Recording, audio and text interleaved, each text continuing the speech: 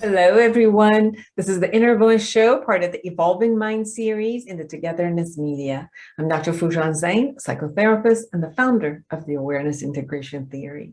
This is a show about what matters most in our life, our minds, our thoughts, feelings, actions, relationships, this beautiful journey, the fulfillment in this beautiful journey of life.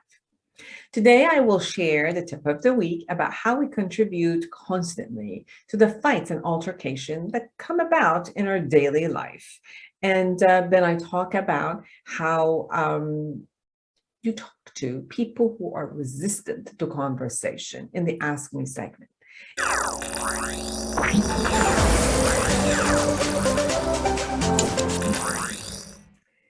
Here's the tip of the week. When there's a fight, altercation, or a conflict, most people look at how the other person behaved, what the other person intended, and how it impacted them. Rarely, people also look at what they did to provoke, cause, promote, elevate, and create the conflict or the escalation of the communication toward a full-blown fight. A well-intended wife who truly cares for her husband constantly disciplines her husband toward eating healthy and going to work dressed in a particular way until the husband sets a very harsh boundary by yelling and leaving the house. A mid-level manager who wants to be promoted to the top executive level but has lots of contempt for his boss and talks to him with a chip on his shoulder and a sense of entitlement. Or a beautifully young woman who isolates herself without communicating, stops responding, and goes on dates with the others to take revenge and complains that her mate is too controlling. A mother of a teenage girl who constantly watching and dictating what her daughter should do until her teen yells at her to leave her alone.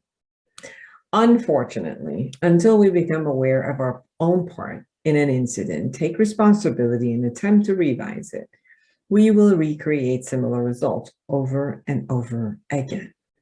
When we are disconnected from our behavior and act unconsciously, we tend not to notice how we co-created the outcome. Therefore, we cannot see alternative ways of behaving that may have been more favorable to get the more favorable result. If the well-intended wife notices that her husband cringes and looks the other way and pretends to ignore her when she disciplines him like a child, she may share her caring words as suggestions so that he can receive the care and love without feeling humiliated or controlled.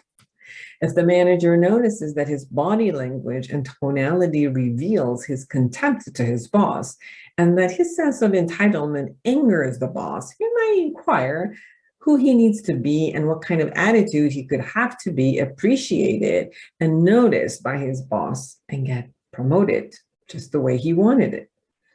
If the young woman realizes that someone who's anxious and mistrusts needs to feel secure, then instead of promoting this anxiety, which leads to anger and controlling behavior by refusing to communicate and go on revenge dates, she could also ask him how she could create safety and security for him so that they can get closer to each other. By visualizing what we intend to create, we can gear our behavior and communication toward the creation of what we desire. It takes multi-level awareness for us to be observant of our thoughts, emotions, behaviors, and impact on others. Usually, we pay attention to what is happening to us and automatically react. It's great to also have a camera on toward ourselves to see every word and action that we bring into the equation. Every action leads to some results. If the result is not what we like, then it is important to distinguish what we do that takes us away from our intention and what can we do so that we can create what we intend. Observing the impact of our words and actions on others, on other people, will give us constant information in how to gear and shift our action so that we can be happy and fulfilled with the results that we consistently create in our relationships. Thank you. Togetherness Media. Togethernessmedia.com.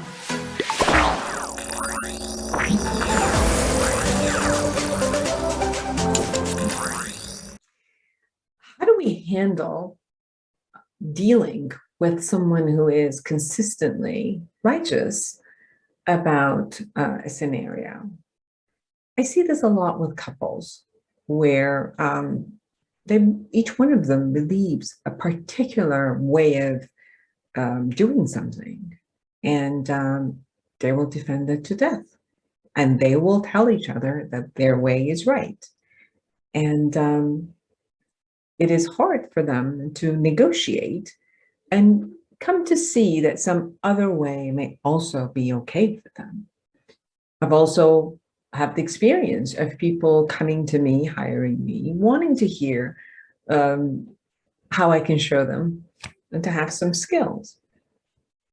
But even as I say the skills, that they will resist it and they don't want to hear it. It's very dear to them that the way they are doing something, although it's not working for them, that it needs to be handled with care and not just negated. So how do we handle that? One of the things that I've noticed is in front of other people becoming righteous, maybe we also become righteous. Maybe we take on the same kind of mirroring, and then it's two people who've become righteous. It's as if the other person puts their foot down and says, that's just the way it is, maybe our way of protection is also just to say, oh yeah, it's my way also, and this is the way it is. Or if I give in to yours because there's no other way, then I would be losing power or losing the game, or I would feel inferior. So what I've noticed, especially with long-term relationships, such as marriages, working together, family members, good friends who really enjoy each other's relationship and want to continue, is that whenever I found that there's a part of me that now withholds also, and I'm getting frustrated because I'm not being heard, to also look at maybe I'm not listening, maybe I'm not hearing. And sometimes they would even say, but you're not hearing me. You're not letting me talk. And then I have to stop. And I'm like, you're right. I'm not letting you talk. And I'm not listening. Well, how's that going to go far if I'm not willing to listen? And then yet what I do is to let them know that they're the one who are resisting me. This constantly happens in communication. So my suggestion, and this is something that I'm practicing every day, so I just wanted to share that with you, is whenever that I feel that I'm stomping into a dead end, and internally I feel either hopeless, powerless, and then turn around with that, with frustration, as if I'm not going through, I've learned to stop. Shut my mouth, open my ears, and allow someone else to be in, allow their talk, their thought process, their logic, the way they put things together to come in so that I can be in their world, although it might be very different than mine, have an understanding and compassion about what's going on in their world, see the view of the world from their perspective. It makes me grow. I will learn what it is about them that insists on being that way, or saying it that way, or wanting it, desiring it, whatever it is that they are adamant about having. I've noticed that when I open my ears, my heart, and compassion into allowance of a conversation to be, and willing to learn from it, and willing to negotiate and see what it is they want, and for me to come into that world. And after I've allowed that, then to ask and request for me to be heard, sometimes the allowance is there, and they will also have the ability, now that I've heard them, to open their ears and hear me out, or be willing to also learn from me.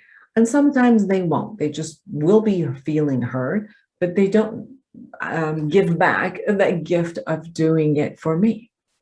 Still, I've noticed that the points of negotiation in the conversation or moving forward with a conversation, even if we agree to disagree, it ends well. It ends with the concept of humanity, of connecting, hearing, understanding, and even if we don't come to an agreement, at least keeping our humanness together and remaining in the relationship that we have, knowing that we're going to be different in some ways.